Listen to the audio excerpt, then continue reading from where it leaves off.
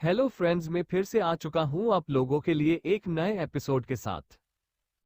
तो hello guys, मैं हूं राज और आप लोग देख रहे हैं राज द स्टोरी। तो आज का वीडियो शुरू करने से पहले मैं आप लोगों को बता दूं, अगर आप लोग चैनल पर नए आए हो तो प्लीज़ चैनल को लाइक सब्सक्राइब एंड कमेंट जरूर कर देना। तो शुरू करते हैं आज का स्टोरी, तब तक के लिए बाय बाय। CH-234 पार्टी पंगा। शौर्य ने गुंडों को सबक सिखाया और फिर वहां से उस होटल की ओर निकल गया जहां आदित्य ने आज पार्टी रखी थी। आज पूरे देश के बड़े बड़े बिजनेसमैन इस पार्टी में शामिल होने के लिए आने वाले थे।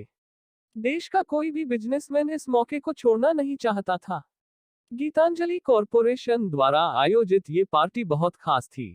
आज तक इन्होंने कोई पार्टी नहीं रखी थी, ना ही किसी बिजनेसमैन को बेवजह अपनी शकल में आने दिया था। आज देश के सबसे बड़े और ताकतवर बिजनेस हाउस के अंदर जाने का और उनसे जुड़ने का ये मौका कोई नहीं गंवाना चाहता था। यहाँ तक कि रायजादा परिवार भी इसमें शामिल होने वाले थे। उनके हिसाब से इस कंपनी के अंदर एक बार उन्हें एंट्री मिल जाती है तो वो इससे जल्द से जल्द अंदर से निकल लेंगे।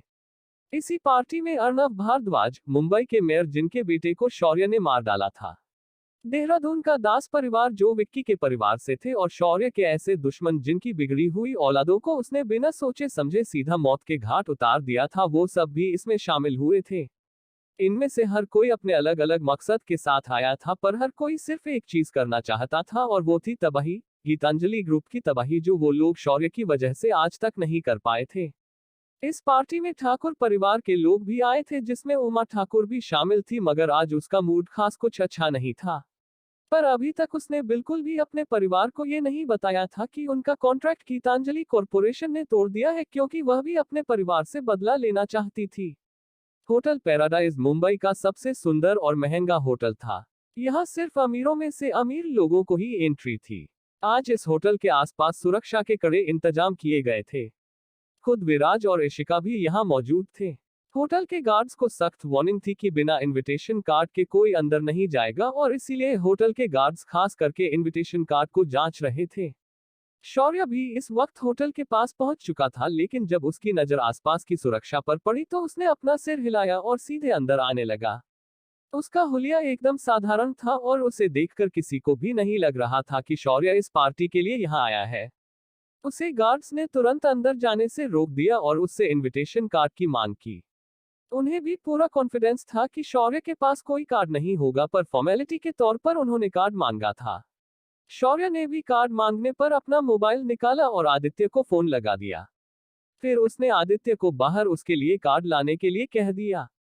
आदित्य ने तुरंत एक कार्ड शौर्य के लिए निकाला और नीचे उसके सामने आ गया। शौर्य ने उसके हाथ से वह कार्ड छीन लिया और उन गार्ड्स के हाथ में थमा दिया। गार्ड्स को अब डर लगने लगा था, क्योंकि नए चेयरमैन ने खुद आकर आज इस लड़के के लिए कार्ड दिया था। गार्ड्स ने हिचकिचाते हुए कार्ड लिया और शौर्य के लिए रास्ता छोड़ दिया। शौर्य भी पार्टी हॉल के अंदर आ गया। अंदर आते ही आदित्य ने अपने कान छूकर उससे इशारे में माफी मांगी। शौर्य ने मुस्कुराते हुए उसे जाने के लिए कह दिया। कुछ देर में घर के बाकी लोग भी वहां पहुंच गए थे। उसके बाद मेहमानों के आने की शुरुआत हो गई। सभी मेहमानों ने आते वक्त साथ में महंगे महंगे गिफ्ट्स लाए थे। उन्होंने उन गिफ्ट्स को दरवाजे पर खड़ी रिसेप्शनिस्ट को दे दिया और अंदर आ गए। आज का ये इवेंट बहुत इंपॉर्टेंट था, तो हर कोई पूरी तरह तैयार होकर यहाँ आया था। हर किसी ने पार्टी के लिए सूटेबल कपड़े पहने थे। इस पार्टी में सिर्फ शौर्य ही आज आउट ऑफ द बॉक्स दिख रहा था। लेकिन शौर्य ने इस बात पर आज बिल्कुल ध्यान नहीं दिया और खाने के काउंटर पर चला गया। जब वह यहाँ पहुंचा उसने देखा कि यहाँ हर खाने का पदार्थ नॉन वेज था। सिर्फ कुछ ही भारतीय खाने थे जो वेज थे। शौर्य का मुंह बन गया और वह खाने की काउंटर पर जाकर उसने अपने लिए खाना लिया और टेबल पर जाकर बैठ गया। शौर्य जैसे ही अपना खाना शुरू करने वाला था, उसे अचानक पीछे से किसी ने उसकी कुर्सी को हिलाया और बड़े ही बदतमीजी भरी एक लड़की की आवाज आई, हे यू, यहाँ पार्टी के लोगों के बैठने की जगह है, तुम अंधे हो क्या, चलो निकलो यहाँ से। ये सुनकर शौर्य को भी पहले गुस्सा आया, पर उसने बिना मुड़े ही उस लड़की को अपनी बीच की उंगली दिखाई और खाना खाने लगा। शौर्य की ये हरकत देखकर वह लड़की बुरी तरह गुस्सा हो गई और उसने अपने हाथ की थाली शौर्य के ऊपर मारने के लिए उठा दी, पर अगले ही पल उसके हाथ मूड गए और सारा का सारा खाना उसने अपने आप पर उड़ेल दिया। वह लड़की ऊपर से नीचे तक खाने में नहा गई। ऐसा होते ही वह लड़की जोर से चीखी। हाउ डेयर यू, मैं तुम्हें नहीं छोड़ूंगी, तुम्हारी हिम्मत कैसे हुई मेरी इतनी महंगी ड्रेस खराब करने की, मैं तुम्हें जिंदा नहीं छोड़ूंगी। इतना कहकर वह लड़की शौर्य को मारने के लिए आगे बढ़ी, पर शौर्य ने उस पर ध्यान भी नहीं दिया और अपने खाने को बड़े ही स्वाद के साथ खाने लगा। जैसे ही वह लड़की आगे बढ़ी, उसका पैर नीचे गिरी हुई सब्जी पर गिरा और वह फिसलकर नीचे गिर गई। धड़ाम के आवाज के साथ वह बदतमीज लड़की नीचे गिर गई, पर उसकी हालत देखकर कोई भी उसकी मदद करने आगे नहीं आया। उस लड़की के कमर में जबरदस्त मोच आई हुई थी। वह लड़की उठने की कोशिश करने लगी, पर वह उठ नहीं पा रही थी। तभी एक हैंडसम लड़का वहां दौड़ते हुए आया और उसने उस लड़की को हाथ देकर उठाया।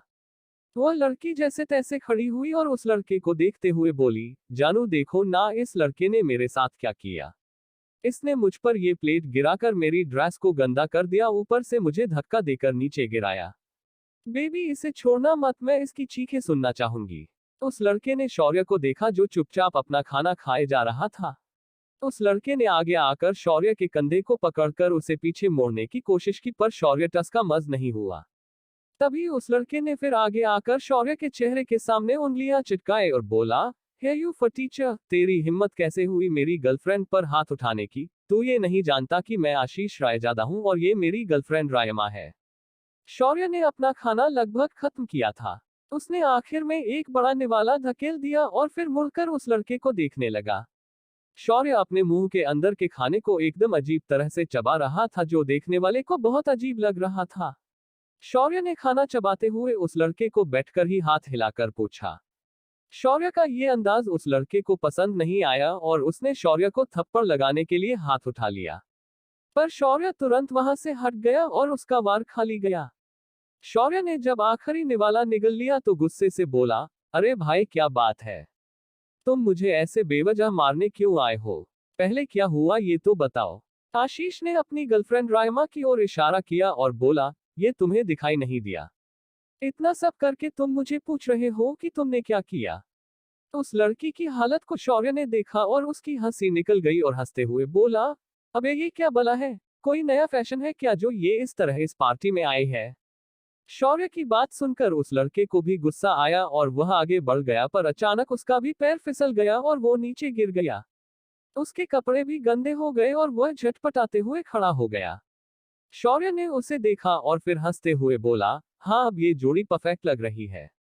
शौर्य की ऐसी बेबाक हरकत देखकर उस लड़के का खून खौल गया।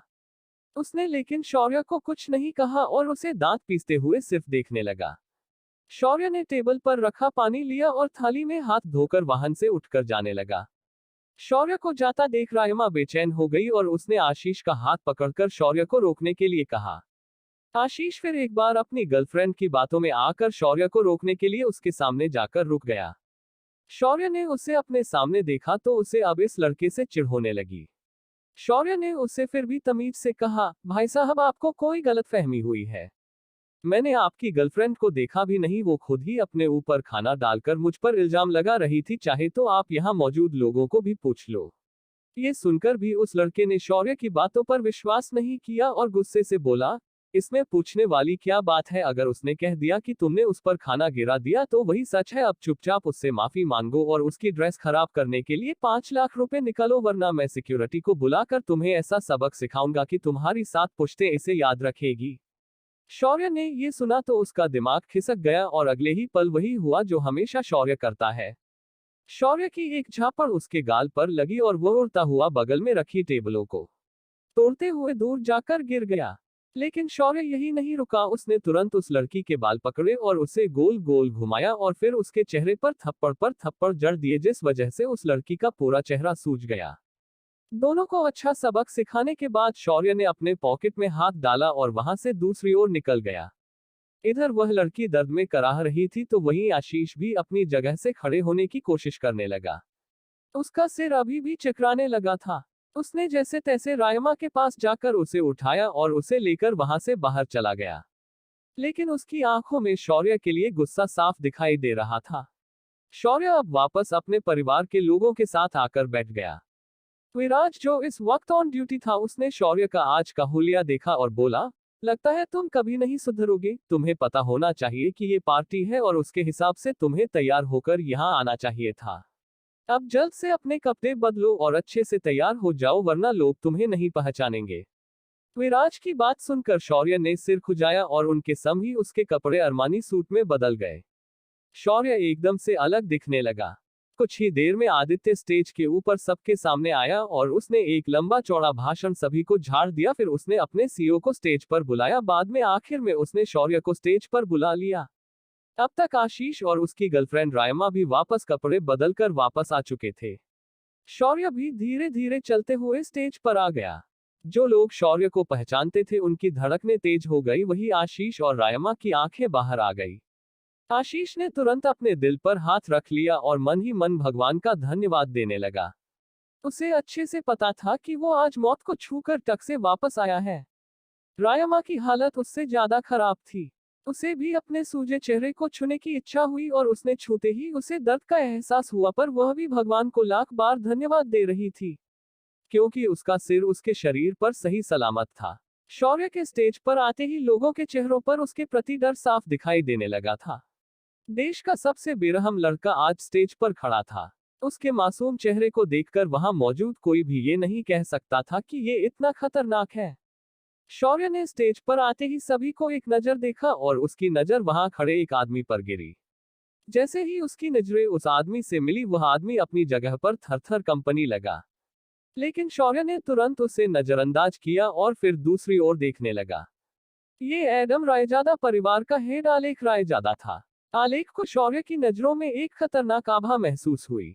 आलेख अंदर तक डर गया था। उसे महसूस हुआ कि शौर्य को उसके काले धंधे पता है और किसी भी वक्त शौर्य की गाज उस पर गिर सकती है। तभी शौर्य ने भी अपना छोटा स्पीच दे दिया और स्टेज से उतरकर अपने परिवार के लोगों के पास पहुंच गया।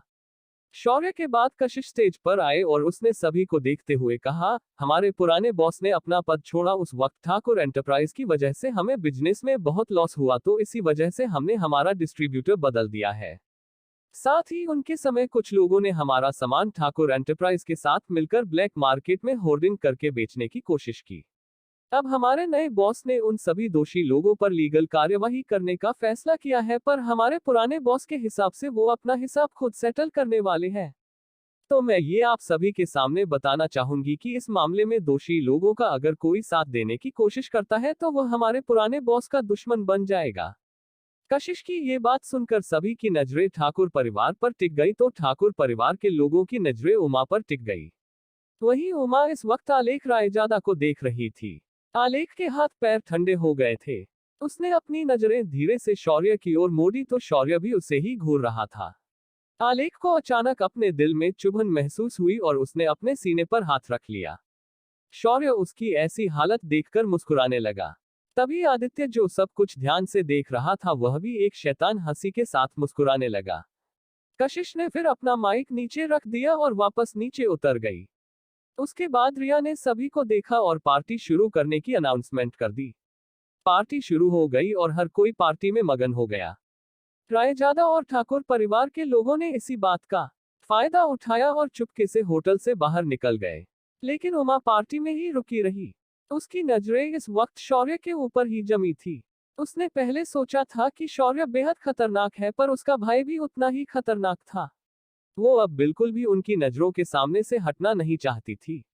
उसे अपने जान की चिंता थी। जैसे ही रायजादा परिवार और ठाकुर परिवार के लोग अपनी अपनी गाड़ियों में बैठकर वहां से थोड़ी दूरी तक चले गए, अचानक उनकी गाड़ियों रास्ते पर धमाके के साथ उड़ गई और सभी के सभी लोग मारे गए। कुछ ही देर में पार्टी में मौजूद लोगों को ये न्यूज मिल गई और सबके हाथ पैर ठंडे हो गए। इस हादसे में आशीष और उसकी गर्लफ्रेंड भी मारे गए थे। अब अचानक पूरा का पूरा पार्टी हॉल शांत हो गया। तभी सभी की कानों में एक डरावनी आवाज गूंजी, आप सभी लोग इस देश के बिजनेस वर्ल्ड का बेजोड़ हिस्सा हो। मैं चाहूंगा कि आप सभी लोग अपने काम से रख और दूसरों के काम में टांग अड़ने की कोशिश बिल्कुल भी मत करना, वरना उनकी हालत भी ऐसी ही हो जाएगी। क्या शौर्य ने जो किया इसका असर बाहर भी दिखेगा? क्या कोई और शौर्य की इस हरकत पर उसके खिलाफ एक्शन लेगा? क्या कोई और भी है जो शौर्य के बिजनेस के साथ पंगे लेना चाहता है?